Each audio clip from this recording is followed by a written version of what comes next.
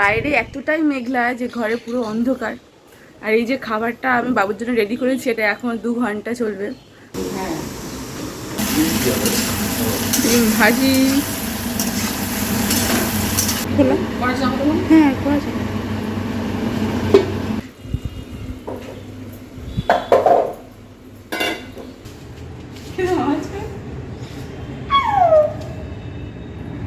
নিচে রেখে একটু পাত্রে রাখতে হবে।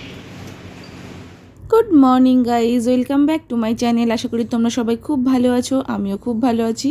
আর গুড মর্নিং দিয়ে শুরু করলাম, কারণ আমি যে ব্লগটা শুরু করছি এটা সকাল থেকেই একদম দেখতেই পাচ্ছ। বাবু চারিদিকটা একদম অন্ধকার অন্ধকার, এই কারণে আজকে এতটাই মেঘলা যে চারিদিক অন্ধকার হয়ে আছে। আর সকালবেলা তো আমার ডিউটি শুরুই হয়ে যায়, কারণ ও ঘুম থেকে ওঠার আগেই আমার ওর খাবার রেডি করে নিতে হয়। তারপরে ও যখন আমার বাবু যখন ঘুম থেকে ওঠে তার আধা ঘন্টা পরে ওর খাবার খাওয়ানো স্টার্ট করতে হয়। বাইরে এতটাই মেঘলা যে ঘরে পুরো অন্ধকার। আর এই যে খাবারটা আমি বাবুর জন্য রেডি করেছি, এটা এখন 2 ঘন্টা চলবে। তো ওই যে ওখানে খাচ্ছে। আর আজকে যেহেতু পুরো মেঘলা, আকাশ পুরো অন্ধকার করে আছে, তো সেই জন্যে আর আমি কোথাও বাইরে নিয়ে যেতেও পারবো না, তো ঘরের মধ্যেই খাওয়াতে হবে। আমার ছেলে 8টার সময় ঘুম থেকে ওঠে, তারপরে 8:30 নাগাদ ওর খাওয়া স্টার্ট করি, মানে সলিডটা স্টার্ট করে দিই। কারণ ও অনেকক্ষণ খায়, ওর খেতে খেতে একটা করে মিল প্রায় 2-2.5 ঘন্টা সময় লাগে। তো অনেকক্ষণ দিয়ে খাওয়ার জন্য আমার একটু আগে থেকে স্টার্টটা করতেই হয়। ও ঘুম থেকে ওঠে, তারপরে আমি একটু ওর জল খাইয়ে দিই সঙ্গে সঙ্গে, তারপরে ও একটু খেলা করে, ব্যাস তারপরে আধা ঘন্টা পরে ওর খাওয়াটা স্টার্ট করে দিই। আর আমি ওই 7:30 বা 7টার সময় উঠি, তারপরে ওর খাবারটা রেডি করি ততক্ষণ, আর তারপরে উঠে যায়। আসলে আমি ওর পাশ থেকে উঠে পড়লে না, ও সঙ্গে সঙ্গে ঘুম থেকে উঠে যায়। তো এখন আবার কদিন দেখছি ও খুব একদম সকালবেলা যে উঠছে এমনটা নয়, আমি উঠে গেলে তার প্রায় 15 মিনিট বা 20 মিনিট পরেও ঘুম থেকে উঠছে।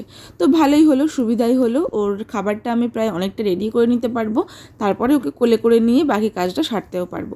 তো সেই জন্য, আর যেদিনে ওর বাবা থাকে সেদিনে আমাদের দুজনারই, আমার আর আমার শাশুড়ি মার দুজনারই খুব সুবিধা হয়, যেহেতু আমার ছেলে প্রত্যেকবার মিল ওই 2.5 ঘন্টা করে খায়, প্রায় 2-2.5 ঘন্টা। তো সেই জন্য আর প্রত্যেকবার ও নিচে একদম না থাকতে চায় না, সবসময় কোলেতে থাকবে, তাহলেই ও খাবে আর কি। এরকম কোলে নিয়ে থাকতে হবে, নিচে বসে খেলা করে বা করে এরকম করতে চায় না। ওই একটা দুটো খেলনা দেখিয়ে দেখিয়ে তবে খাওয়াতে হয়, খুব সমস্যা হয়।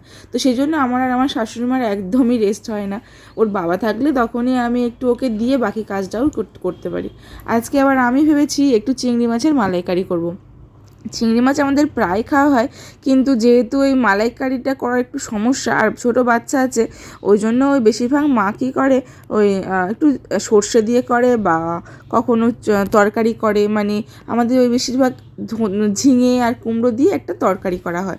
তো এরকম অনেক কিছু করে মা, বিভিন্ন রেসিপি।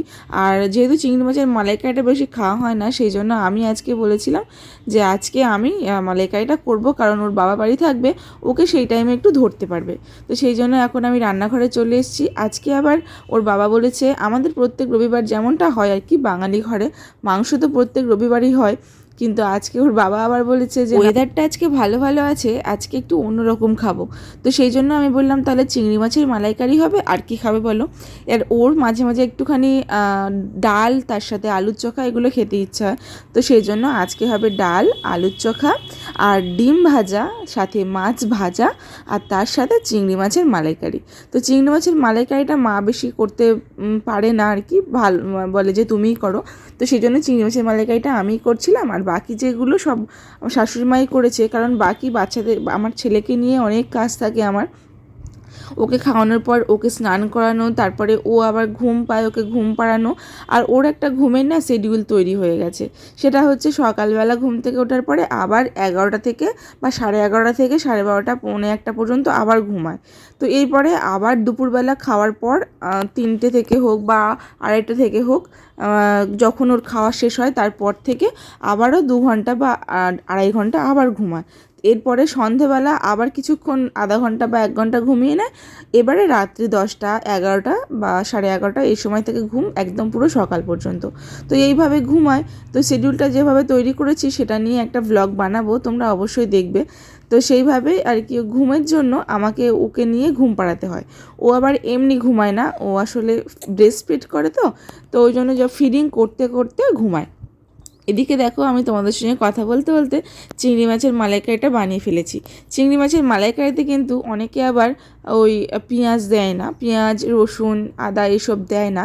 আমি আবার চিংড়ি মাছের মালাইকারি যখন করি তখনই কিন্তু একটু পেঁয়াজ আদা রসুনের একটা পেস্ট বানিয়ে নিয়ে সেটা ইউজ করি ওই গ্রেভিটার জন্য। আর তার সাথে একটু নারকেলটা আগের দিনে এনেছিল বাড়িতে, তো সকালবেলা মা ওটা নারকেলটা ভালো করে পেস্ট করে দিয়েছিল, তারপরে দুধটাও বের করে নিয়েছিল, রেডি করে রেখেছিল, তো সেটাই আমি দিয়ে দিলাম। আর একটুখানি দেখছি যে দুধটা একটু কম হয়েছে বলে অল্প আবার একটু জল দিয়েছিলাম, তো সেটা দিয়ে ভালো করে ঢেকে দিলাম। এরপরে আমি চিংড়ি মাছগুলো দিয়ে দেবো। আর অন্যদিকে দেখো এখানে কিন্তু আমার বাবুর খাবার চলছে, আর বাবুর খাবারে আজকে আমি বিট আর অনেক রকম সবজি সব কিছু মিশিয়ে দিয়েছি।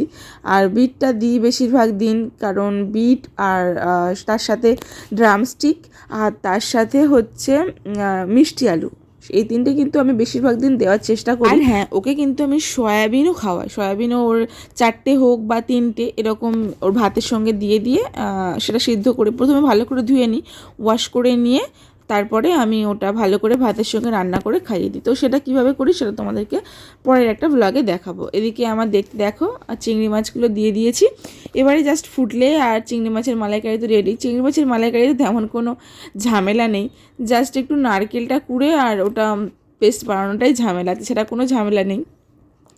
আর আজকে এতটাই মেঘলা, তোমরা দেখো চারিদিক পুরো অন্ধকারই হয়ে আছে। আর কদিন বৃষ্টি হচ্ছে বলে এর বাবা আবার দুটো কোথা থেকে ওই বাগান বিলাস যে ফুলগুলো হয় না, সেই ফুলের ডাল নিয়ে এসছে, বলছে এগুলো পুঁতে দাও। তো এই গাছগুলো আমি এখন কোথায় পুঁতবো জানি না, কিন্তু ওর আবদার যেটা পুঁততেই হবে। তো সেই জন্য আমার আবার দুটো টব ছিল, সেই টবে বেশ অনেকটা করে মাটি আছে, তো তাতে একটা করে গাছ থাকলেও আমি তাও ওর মধ্যেই পুঁতে দিয়েছি আর কি। তো সেই জন্য আর কি ভালো করে ডালটা তো প্রথমে কেটে নিতে হবে, সেটাই কাটছিলাম। আর এটা হচ্ছে একদম সাদা ফুল, এর যে ফুলগুলো একদম সাদা, দেখলেই বুঝতে পারবে। তো সেটা নিয়ে গাছের পাশে ছিল একটা ডাল রাস্তার কাছে, সেটাই ও কেটে নিয়ে এসছে। এবারে যেহেতু আবদার করেছে, ওর আবদারটা শুনতেই হবে, না হলে আবার বাবুর রাগ হবে। আমি আমার বরকে এটা বুঝিয়ে পারি না যে গাছ তো শুধু পুতলে হয় না, তার যত্ন নিতে হয়। যে কোনো জিনিস, মানুষ হোক পশু হোক বা গাছ হোক, যে কোনো জীব, সেই জীবের কিন্তু যদি তুমি সেবা না করো বা যত্ন না নাও, খেয়াল না রাখো, তাহলে কিন্তু সে তোমার ভালোবাসা দেবে না, সেটাই স্বাভাবিক। তো ওর জন্য গাছগুলোকে তো ভালো করে যত্ন করতে হবে। এদিকে আমার ছোট বাচ্চা, আমি অত টাইমও পাই না, সেই জন্য আমার ঘরেও কয়েকটা গাছ সেগুলো নিয়ে আমি আবার আমার মায়ের কাছেও দিয়ে এসেছি। আমার মা তো খুব ভালো চাষ করে, তোমরা দেখেছো অনেক ফুল গাছ আমার মায়ের যে ব্যালকনিতে আছে বা আমার মায়ের ফ্ল্যাটের সামনে অনেক গাছ চাষ করেছে। আর এই যে আমাদের ছাদে যে গাছগুলো, এগুলো আমাদের উপরে টপ ফ্লোরে যারা থাকে, যে দিদিটা, তারই গাছ এগুলো। তো এখানেই আমি ওই কয়েকটা একটা ডাল পুঁতে দিয়েছি, আর একটা ডাল আমাদের ওই যে টবটা ছিল সেই টবে পুঁতে দিয়েছি। আর বাবু তো স্নান টান করে রেডি, ওর বাবার সঙ্গে এখন ঘুরছে। আমি যতক্ষণ না এবার স্নান করব, ওকে কোলে নেব, তারপরে ও ঘুমাবে। এই যে দেখো, আর এই গাছটা, এই কয়েকটা গাছ মানে ওই যেটা বলে না অ্যালোভেরা গাছ, ওই অ্যালোভেরা গাছ, কারি গাছ, আর এই 2-4টে গাছই আমার এই টবে, এই ছাদে রেখেছি। আমার আর কি 4-5টা টব আছে, আর বাকি যে টবগুলো আছে সেগুলো আমি নিয়ে আমার ব্যালকনিতে আবার নিয়ে চলে গেছি। বেশ কিছুদিন আগে যখন আমি বাড়িতে ছিলাম, মানে আমার বাপের বাড়িতে ছিলাম, তখন আমার গাছের যত্ন কেউ নেয়নি এই বাড়িতে, আর সেই জন্য সেই গাছগুলো সব নষ্ট হয়ে গেছিলো। এসে দেখি সব ছাদের ওপরে, আর এই গরমে গাছগুলো পুরো নষ্ট হয়ে যাচ্ছিলো। তো আমি আবার সেই গাছগুলো নামিয়ে আমার ব্যালকনিতে আবার যেভাবে রাখা সেভাবে রেখে দিয়েছি। ওগুলো আবার অনেকটাই ভালো আছে, সেগুলো আমি তোমাদের পরের ব্লগে দেখাবো। গাছগুলো আগে যেমন ছিল মোটামুটি তেমনই আছে, তবে যেহেতু বাবু এখন ব্যালকনিতে একটু ঘোরাঘুরি, মানে ওকে নিয়ে যেতে হয়, তাই সবগুলো গাছ ওই যেগুলো ঝুলে থাকতো যে টবগুলো, সেইগুলো ঝোলানো টবগুলো নিয়ে গেছি। কিন্তু যেগুলো ওই ব্যালকনিতে রাখা টব, সেরকম আর বেশি টব রাখিনি, সেগুলো 2-1টা মায়ের কাছে দিয়ে এসেছি। আর বেশি উপরে ছাদে কয়েকটা আছে, আর বাকি 3-4টে টব বাইরে আছে। এরমভাবেই রেখে দিয়েছি। আর তোমাদেরকে বলেছিলাম যে আজকে কী মেনু হয়েছে সেটা দেখাবো, তো সেটাই তোমাদেরকে দেখাচ্ছিলাম। ডিম ভাজা আর আলুর চোখাটা তো হয়েছে, ডাল যেমন হয়েছে, কিন্তু মাছ ভাজাটা না গরম গরম খেতে খুব ভালো লাগে। আর আমার বাবুকে খাওয়াতে খাওয়াতে প্রায় সেই 3টে বেজে যাবে, কারণ এদিকে 8:30 থেকে প্রায় 10:30 পর্যন্ত ও খায়। আর ওই জন্য সেই 1:30-1:30টার আগে আমি খাওয়ানো স্টার্ট করতেই পারি না।